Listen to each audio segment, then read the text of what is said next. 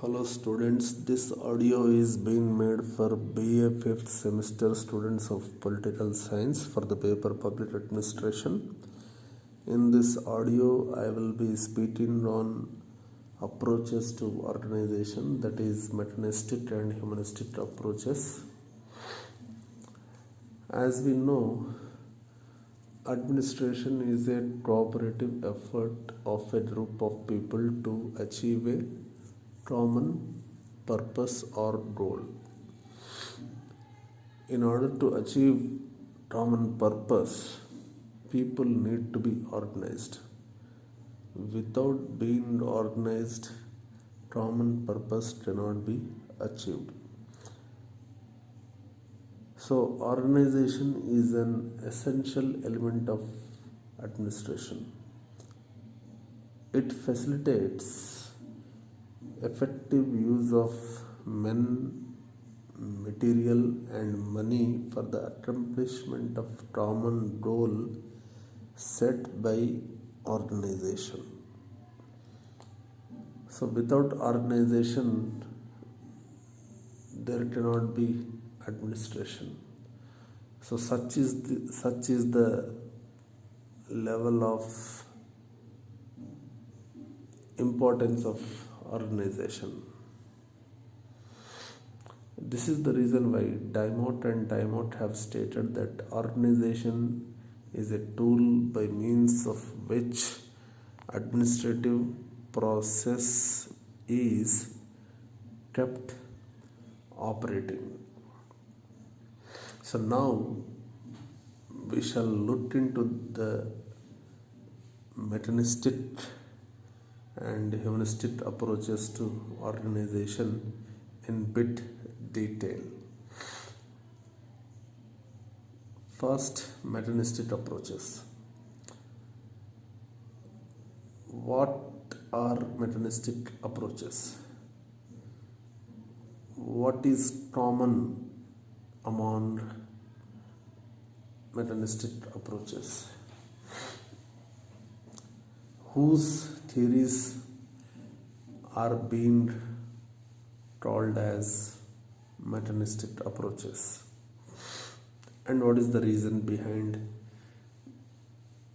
calling them as mechanistic approaches? Frederick Taylor's concept of scientific management, Henry Fayol's concept of administrative management, Dullit and Hurwitz's concept of post-op, Max Weber's bureaucratic theory are largely labeled as mechanistic approaches to organization. Despite having differences, all these concepts advocated by Frederick Taylor, Henry Fayol, Luther, Dullit and Hurwitz, Max Weber have many things in common. So on the basis of those commonalities, the concepts advocated by them have been labeled as mechanistic approaches to organization. So as far as commonalities are concerned, they were of the view that for every work there is one best way of doing that work. So that one best way of doing work has to be discovered by way of experiments. And Frederick Taylor had done remarkable work in this area, and he became very popular in his times. He was a successful management consultant of his times. His scientific management theory later on became a movement and spread to European countries, including USSR. So that was the level of his success. So, and they were also of the view that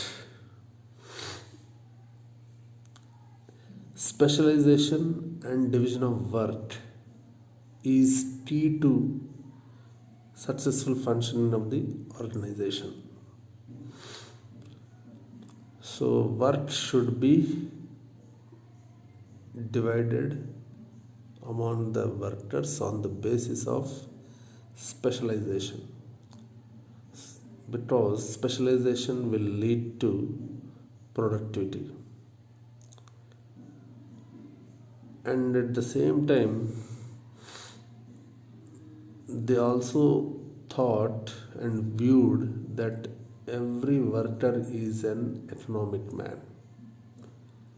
And by economic man, what they mean is that every worker is motivated by monetary considerations. So they viewed worker as an economic man. This is one of their assumptions.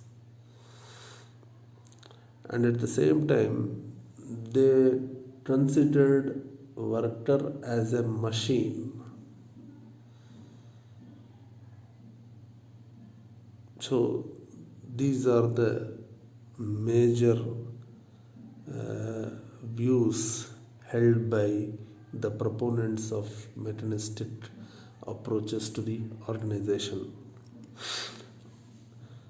Apart from these views, they also laid emphasis on the principles of the organization and structure of the organization. They thought that for successful functioning of organization, certain principles have to be framed. And Frederick Taylor, Henry Fayol, Luther Gulick and Lyndall Urwick, Max Weber had came out with their own set of principles for the successful functioning of organization. And they were of the view that the principles with which they came up were universally applicable to all forms of human activities, irrespective of the nature, type, or context of the work. So, and by saying so, they wanted to make administration as science, which is same everywhere, which can be applied in all human situations with equal force. The proponents of mechanistic approach firmly believed that the efficiency and autonomy of the organization can be ensured, can be maximized with the application of scientific methods and scientific principles which have universal validity. This is the reason why they had laid so much stress or emphasis on principles of the organization. And they also believed that these principles will have universal validity.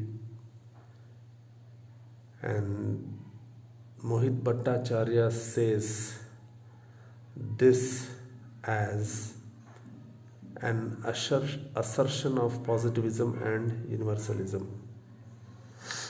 The broader characteristic features of mechanistic or classical approaches to organization are Number one, specialization. Number two, hierarchy. Number three, rationality. Number four, impersonality. Number five, order. Number six, structure. Number seven, autonomy. And number eight, efficiency. These are the broad characteristic features of mechanistic approaches. Like I said earlier, they laid emphasis on specialization because they were of the view that specialization and division of work is the key to success of any organization. So this is the reason why they had laid emphasis on specialization, and they also laid emphasis on hierarchy so that discipline is ensured. Discipline always leads to a healthy work culture, which in turn leads to productivity, high productivity. And rationality, as far as rationality is concerned, rationality is always guided by efficiency and autonomy. So minimizing costs and maximizing profits is the guiding theme behind the concept of rationality. And impersonality, order, structure, autonomy, and efficiency are the other important characteristic features of organization. So these are the main characteristic features of organization. And now we shall look into the human relations approach to organization. As far as human relations approach to organization is concerned, Alton Mayo is considered as the father of human relations theory school of thought. Alton Mayo, an American administrative thinker, carried out Hawthorne experiments which became popular, and through his Hawthorne experiments he found that beyond a point monetary considerations do not work as incentive. So therefore only monetary considerations cannot make a worker to work more. Apart from monetary considerations, there are socio-psychological factors which influence, which impact the working of workers, and those socio-economic and psychological factors have been ignored by the proponents of mechanistic approach. So therefore Alton Mayo concluded through his experiments that it is socio-psychological factors that play a dominant role in the functioning of an organization, because organization consists of workers, and workers are human beings, and every human being is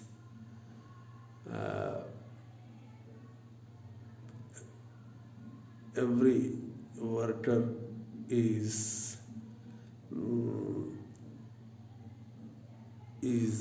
motivated by socio-psychological factors also.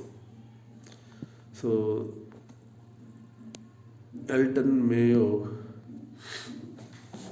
was of the view that human relations between workers